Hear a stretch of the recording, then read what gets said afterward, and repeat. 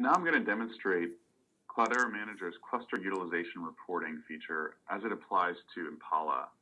So for those of you who may have watched the other video which focused on Yarn, I'm going to jump straight into the details of how cluster utilization reporting can help you troubleshoot problems, do capacity planning, and other workload management tasks for Impala.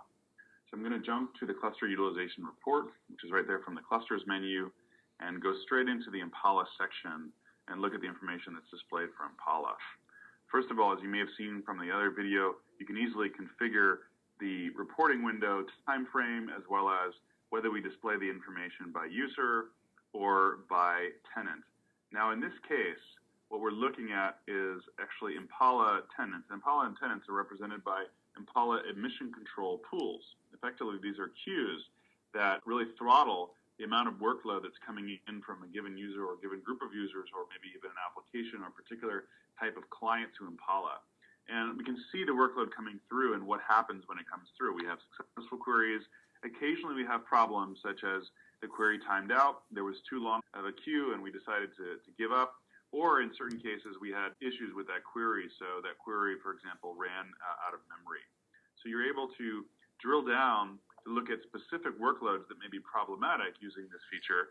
So we go straight now to the Impala Services query page, and the report is automatically configured to focus on those specific types of queries where, in this case, the query memory limit was exceeded. So a specific status we're looking at here, which is I didn't have enough memory because maybe the admission control pool wouldn't give me enough memory. So there I may have kind of a capacity issue with the queries in this particular pool. The other thing that it might tell me is, hey, the query is timed out, or the queries were rejected because some kind of a problem, and I'll see why that query timed out and maybe get some more insights on what happened. In this case, I had a limit of one query for this particular pool, which means one query at a time, one query running at a time.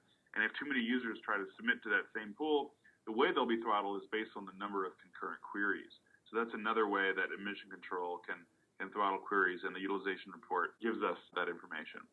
So in order to remedy these issues, what I would be able to do is go to the new and improved Dynamic Resource Pools area of Cloudera Manager and jump over to Impala Admission Control. We have separate independent controls for all of the individual pools, and that default pool, as I can see, maybe has the default settings here, and I might want to set a larger amount of memory for all the queries that are running in this pool. Maybe it's 2 terabytes of memory, for example. And I can also set a memory limit per query, which is really important because we don't want any one query to overwhelm this pool or overwhelm the system.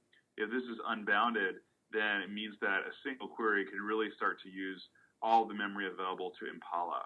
I can also control the number of queries. You saw that issue before where I had more than one query, and also the length of the queue as well as the timeout, so how long to wait before giving up. These are insights that you get that would allow you to then go and tune admission control for the various tenants who are using Impala.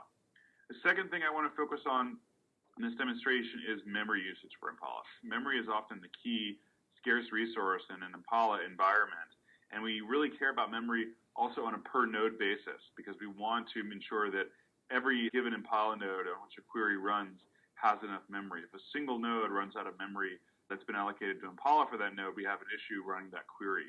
So here we see what the memory utilization was overall for the cluster and then for an individual tenant, as well as a histogram of how much memory was needed for various nodes. So it tops out at around 1.8 gigabytes. There were 7 nodes where at some point we hit 1.8 gigabytes, or for all tenants, at some point we hit 15 gigabytes on some of our nodes. This is a fairly large cluster with fairly beefy nodes.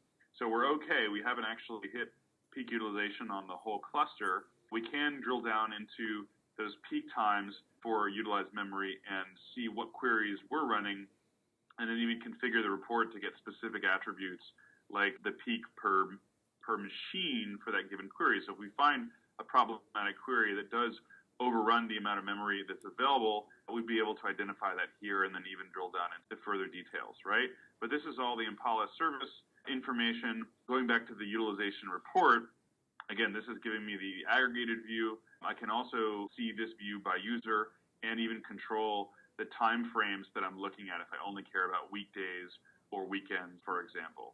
Another behavior that you can examine here is actually the spilling to disk, right? So I mentioned this is a very large cluster with lots of memory.